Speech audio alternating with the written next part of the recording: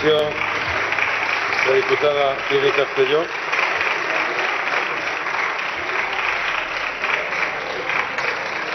Señorías, escoltarem la rèplica del senyor José María Llanos. Gracias, señor presidente. Miren, ¿saben una cosa?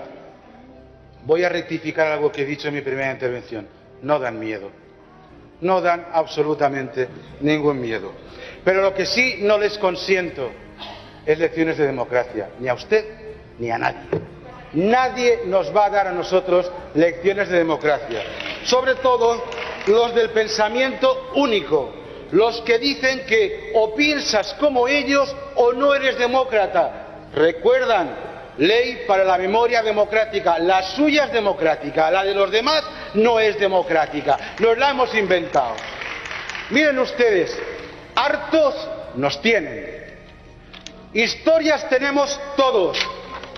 Esto es una lápida sin pasacalles, sin honores. La pueden mirar los jóvenes y los mayores, la pueden mirar todos. Esto es una lápida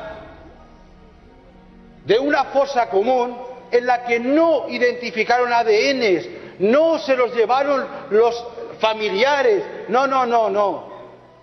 16 personas metidas en esta lápida común, 16 guardias civiles y guardias de asalto que defendían una posición, porque yo respeto la postura del señor Pla y diré una posición. Yo creo que eso a lo mejor se me acepta. A mí no me den lecciones más. No digo los nombres porque yo no voy a hacer personalismo con nadie, porque como esta lápida, miles. Y si no, cuéntenos los pasacalles y honores que hubo para estos muertos en la contienda, en la guerra civil, o cuéntenos esa ley para la memoria democrática en la que están incluidos todos, tan incluidos todos que habla de las guerrillas antifranquistas, que no habla de los desmanes de la República, no, solo guerra civil y franquismo, de lo que se hizo antes y al principio, nada. O háblenme ustedes de esa ley que es tan democrática que resulta que lleva, gracias a esa ley, nos llevamos a los niños al cementerio de Castellón a ver